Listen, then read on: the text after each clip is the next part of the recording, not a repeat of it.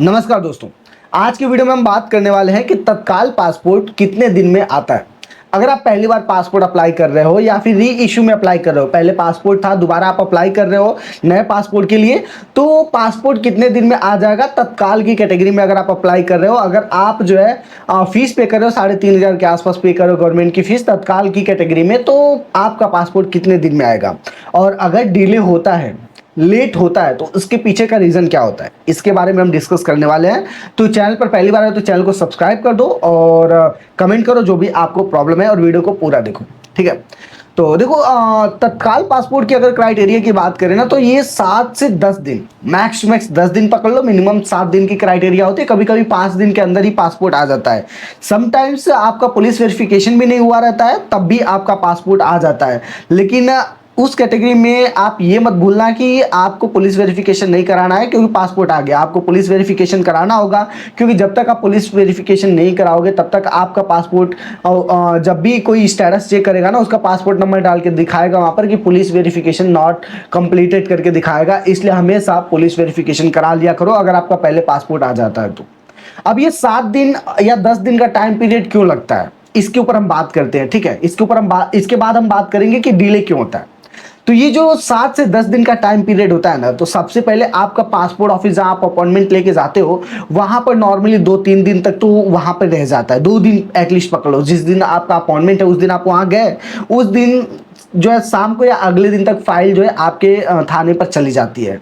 और उसके बाद थाने के बाद आपका आरपीओ में चला जाता है। तो थाने पर अगर समटाइम्स क्या है, वेरिफिकेशन होने में टाइम लगता है, तो वो जो होता है ना, पासपोर्ट ऑफिस से डायरेक्ट आरपीओ ही जाती है फाइल, रीजनल पासपोर्ट ऑफिस, क्योंकि वो ऑनलाइन सारा मेंटेन होता है भाई। ऐसा नहीं कि डेटा को ऐसे फिजिकली भेजा जाए, फिजिकली का सिस्टम अब नहीं रहा, अब सारी चीजें ऑनलाइन होती है। तो वहां से जो डेटा होता है आरपीओ आ जाता है, उसके बाद आपकी फाइल जो है थाने पर भी भेज दी जाती है।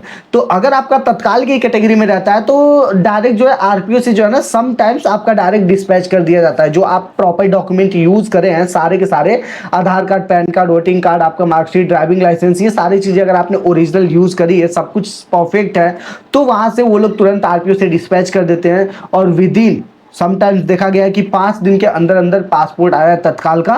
तो 5 दिनों के अंदर अंदर भी कभी कभी तत्काल पासपोर्ट आ जाता है, कभी 7 दिन के मैक्स टू मैक्स 10 दिन हो जाता है, इसके अंदर आपका तत्काल पासपोर्ट आ जाता है। और कभी कभी पासपोर्ट आने से पहले ही हमारा पुलिस वेरिफिकेशन हो जाता है। कभी कभी पासपोर्ट आ जाता है और पुलिस वेरिफिकेशन बहुत ही लेट में होता है, ठीक है। तो ये प्रोसीजर रहता है 7 से 10 दिन में आने का।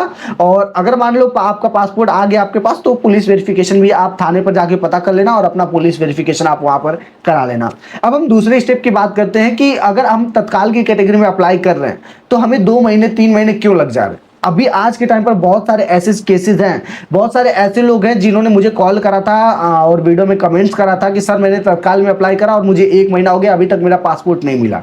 तो उसके पीछे का पता है क्या रीजन है। जब आप पासपोर्ट ऑफिस जाते हो ना, तो आपके सारे जो डॉक्यूमेंट है प्रॉपर मैच नहीं कर रहे होंगे, या तो कहीं ना कहीं कोई इशू रहा होगा। मान लो कि किसी तरीके से पासपोर्ट ऑफिस में वहां पर देख के आपको बोल देते कि आप चले जाओ। उसके बाद जब आपकी फाइल रीजनल पासपोर्ट ऑफिस जाती है, आरपीओ जाती है, तो वहां पर आपकी फाइल को चेक करा जाता है। और जब आपकी फाइल को वहां पर रिव्यू करा जाता है तो वो डिसाइड करते हैं, वहां पर देखते हैं अगर कुछ भी इशू आता है तो वो आपकी फाइल को रीजनल पासपोर्ट ऑफिस में ही रोक देते हैं। अब इसका सॉल्यूशन ये होता है कि आपको रीजनल पासपोर्ट ऑफिस का अपॉइंटमेंट लेके आरपीओ जाना होता है। अब आरपीओ जाने के लिए भैया अपॉइंटमेंट लेना पड़ता है। अब अपॉइंटमेंट लेने के लिए जो डेट मिलती है ना, वो आपको 15 दिन, 20 दिन, महीने दिन बाद की मिलती है।